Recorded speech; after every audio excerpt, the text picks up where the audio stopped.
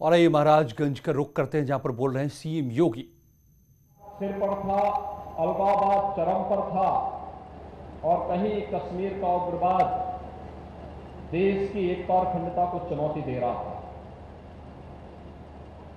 आपने देखा होगा कि धीरे धीरे करके उनके दायरे को सिकोड़ते सुकोड़ते आज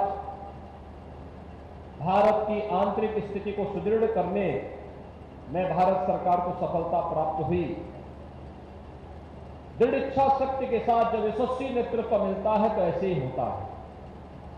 और भाइयों बहनों, जो दुश्मन देश कभी भारत को आंखें दिखाते थे, जब मर्जी आती तब भारत के अंदर घुसपैठ करते थे, आज आप देख रहे होंगे कि दुनिया के सभी देशों से आंख मिलाकर के बात करने की भारत की वर्तमान की तकनीक क्या रंग लाई है। हर देश जो भारत को चुनौती देता था, आंखें दिखाता था, आज वह भारत की सीमावर्ती क्षेत्रों में दूर दूर तक नजर नहीं आता, उसको पीछे हटने के लिए मजबूर होना पड़ता है। और यह एक नए भारत की तस्वीर है। सचमुच भारत के इस ऐसे यशस्वी नेतृत्व को हम सबको अभिनंदन करना चाहिए, पूरे देश को यशस्वी नेतृत्व का अभिनंदन करना चाहिए, स्वागत करना चाहिए। आज माननीय राजनाथ सिंह जी, गोरखपीठ से उनका बहुत पुराना संबंध है। पूज्य महाराज जी का एक लंबे समय तक उन्हें सानिध्य प्राप्त हुआ था और उन्होंने निरंतर उन संबंधों को उसी रूप में आगे बढ़ाने का कार्य भी किया। चौक क्षेत्र पूज्य महाराज जी के यहां पर धार्मिक, आध्यात्मिक और सेवा के इन सभी कार्यों से नजदीक से जुड़ा रहा है। जब इस क्षेत्र में शिक्षा का कोई केंद्र नहीं था, तब 1950 के दशक में अपने पूज्य गुरुदेव ब्रह्मलीन महंत दिग्विजयनाथ जी के नाम पर यहां पर उन्होंने दिग्विजयनाथ इंटर कॉलेज की स्थापना की थी। मैं देखता हूं इस इंटर कॉलेज से निकले हुए छात्र जीवन के अलग अलग क्षेत्र में जाकर के वहां पर यहां की रोशनी को बिखेरने का कार्य कर रहे हैं। बालिकाओं की शिक्षा के लिए उनके मन में एक अपार था। अब आश्चर्य करेंगे, 1990 के दशक के प्रारंभ में, 80 के दशक के उत्तरार्ध में बालिकाओं के लिए एक स्कूल उन्होंने यहां पे खोला था। और जब यहां पर उनको पता लगा कि यहां की बालिकाएं उच्च शिक्षा नहीं ग्रहण कर पा रही हैं, तो उन्होंने मुझे इस सदी के पूर्वार्ध में ही कहा कि चौक में बालिकाओं के लिए एक डिग्री कॉलेज जरूर खोल दीजिए। स्वाभाविक रूप से उस समय भारतीय जनता पार्टी की सरकार प्रदेश में नहीं थी। मैंने कहा, देखिए जमीन है, सब कुछ है, लेकिन मान्यता के नाम पर राज्य सरकार के द्वारा जो घूसखोरी हो रही है, ये उचित नहीं होगा। हम लोगों को पैसा देकर के मान्यता नहीं लेनी चाहिए। उन्होंने कहा एक बार प्रयास कर लो। अच्छा, उनका इतना कहना ही था कि मैंने इस पे कार्रवाई मैंने यहां निर्माण कार्य प्रारंभ किया, आवेदन किया और निर्माण कार्य पूरा होते होते देवयोग से ऐसी स्थिति थी कि स्वतः स्फूर्त भाव के साथ मान्यता भी मिलती हुई दिखाई दी। और आज यहां पर गोरक्षपीठाधीश्वर महंत वैद्यनाथ महाविद्यालय यहां के बच्चों के लिए उच्च शिक्षा का भी एक केंद्र बना हुआ है, जिसमें सिद्धार्थ विश्वविद्यालय के साथ संबद्ध होकर के कला, विज्ञान और वाणिज्य की शिक्षा यहां के बच्चों को उन्हीं के घर में उपलब्ध हो रही है, जिन्हें यहां से 15 किलोमीटर, 20 किलोमीटर, फिर यहां से गोरखपुर 70 किलोमीटर दूर जाने के लिए मजबूर होना पड़ता था। आज अपने घर में ही उच्च शिक्षा प्राप्त करने के लिए उन्हें ये सुविधा यहां पर प्राप्त हो रही है। मैं अब जब भी यहां आता था,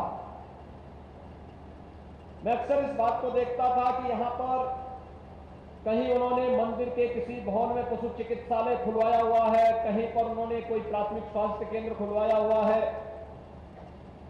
तो मैं पूछता था कि आखिर मंदिर के भवन ये सब देने की आवश्यकता क्या थी। उन्होंने कहा देखिए भवन तो बनते रहेंगे, लेकिन ये मालूम करो कि देखो उससे कितने लोगों की जान बच जाती है। एक भवन पैसा माहौल नहीं, महत्वपूर्ण यह है कि लोगों के कल्याण का कैसे माध्यम बन रहा है। इसलिए हॉस्पिटल को वहां पर जब तक सरकार कोई पक्का भवन नहीं बना देती है तब तक वहां पर अपने ही भवन में उसको चलने दो, और उसको चलने दो। जनता की सेवा हो रही है, फ्री में दवा मिल रही है, डॉक्टर हर एक व्यक्ति को वहां देखता है, पशुओं की फ्री चिकित्सा होती है। लोगों के लिए जितना भी अच्छा हो सकता है उसको करने का प्रयास करना चाहिए। और लोक कल्याण का उनका माध्यम और चौक और उसके आसपास के लोगों के प्रति उनका अत्यंत लगाव था। वो अक्सर पूछते थे, क्योंकि अंतिम 12-15 वर्ष उनका चौक में बहुत कम आना हुआ। मैं ही अक्सर आता था और मुझसे अक्सर पूछते थे क्या हाल है वहां के, फलाने का क्या हाल चाल है। एक एक बच्चे का नाम लेके पूछते थे। वो सब पूछते थे तुम जाते हो, लोगों से मिलते हो कि नहीं मिलते हो। फिर पूछते थे वहां स्कूल में गए कि नहीं गए, स्कूल में बच्चों की पढ़ाई हो रही कि नहीं हो रही है। वहां पे शिक्षक भले ही सरकार के द्वारा ना आए, लेकिन अपने स्तर पर शिक्षक रख लो। बच्चों की पढ़ाई में कोई व्यवधान नहीं आना चाहिए, क्योंकि यही बच्चे बाद में देश का भविष्य बनने वाले हैं। अच्छे पढ़ेंगे, अच्छी शिक्षा लेंगे, अपने घर में रख करके उनकी सुविधा मिल जाएगी, तो आने वाले समय में सारे बच्चे देश के लिए बहुत बड़ा योगदान करने वाले हैं। और ये अक्सर होता था। आज हमारे लिए आनंददायी अवसर है कि पूज्य महाराज जी की 7वीं पुण्यतिथि के अवसर पर इस भव्य प्रतिमा का अनावरण भारत के यशस्वी रक्षा मंत्री माननीय श्री राजनाथ सिंह जी के कर कमलों से भी यहां संपन्न हुआ है। मैं इस अवसर पर ब्रह्मलीन महंत वैद्यनाथ जी महाराज के श्री चरणों में कोटि कोटि नमन करते हुए, विनम्र श्रद्धांजलि अर्पित करते हुए माननीय मुख्य अतिथि जी का, अन्य सभी सम्मानित अतिथियों का हृदय से स्वागत और अभिनंदन करता हूं। आप सबके प्रति अपनी शुभकामनाएं व्यक्त करता हूं। चौक अब विकास की प्रक्रिया के साथ तेजी से आगे बढ़ा है। आज ये नगर पंचायत हो गया है। आज यहाँ पर और भी तमाम प्रकार की अन्य सुविधाएं बढ़ चुकी हैं। आने वाले समय में उस नगरीय जीवन के साथ जुड़ करके रोजगार की संभावनाओं को तेजी से आगे बढ़ाते हुए हम सभी विकास की प्रक्रिया को और गति से आगे बढ़ाने का कार्य करेंगे। इस विश्वास के साथ आप सबके प्रति मेरी मंगलमय शुभकामनाएं। धन्यवाद। जय हिंद। पूज्य महाराज जी के इस आशीर्वचन के उपरांत आज के कार्यक्रम के माननीय मुख्य अतिथि भारत सरकार के यशस्वी रक्षा मंत्री श्रद्धेय राजनाथ सिंह जी से सादर निवेदन करूंगा कि आज के इस अवसर पर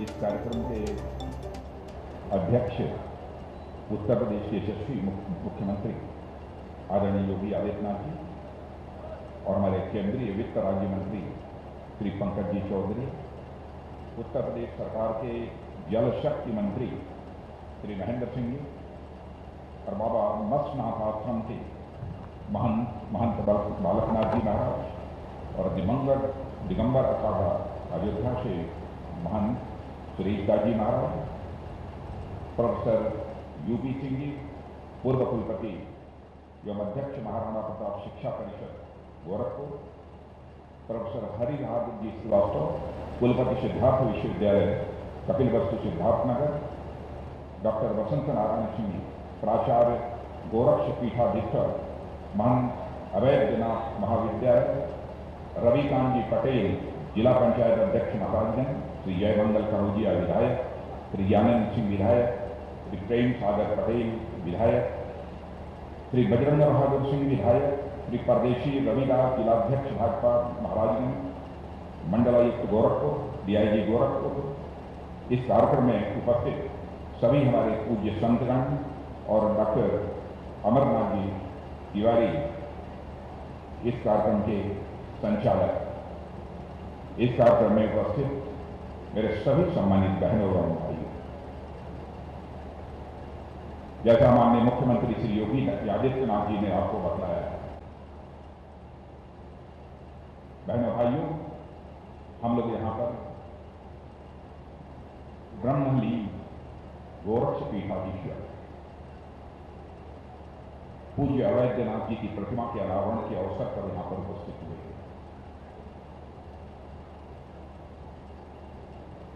मैं मानता हूं कि सारे देश भर में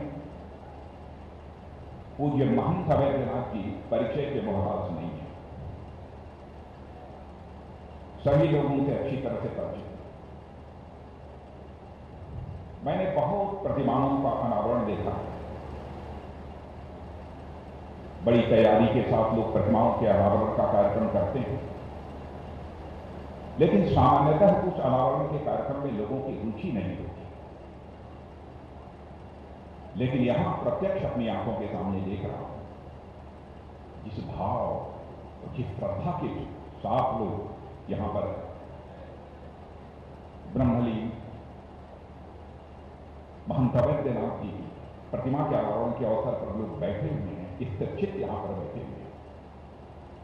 यह दर्शाता है कि भारत की सनातन यानी नित्य नूतन और चिर पुरातन जो संस्कृति है उसके प्रति भी आपकी आस्था है, और साथ ही साथ आपकी नाथ संप्रदाय के प्रति आस्था है, और आप पूज्य महंत अवैधनाथ जी के प्रति भी आप सबकी आस्था है। सामान्यतः यह देखने को नहीं मिलता। गोरक्ष पीठाधीश्वर पूज्य अवैधनाथ जी का व्यक्तित्व अद्भुत था। केवल प्रशंसा के लिए मैं प्रशंसा नहीं कर रहा। जब हमारी आयु 18-19 वर्ष की थी, तब से मैं उनके साथ बातचीत करने का, उनका चरण स्पर्श कर आशीर्वाद लेने का यह हमको अवसर प्राप्त हुआ।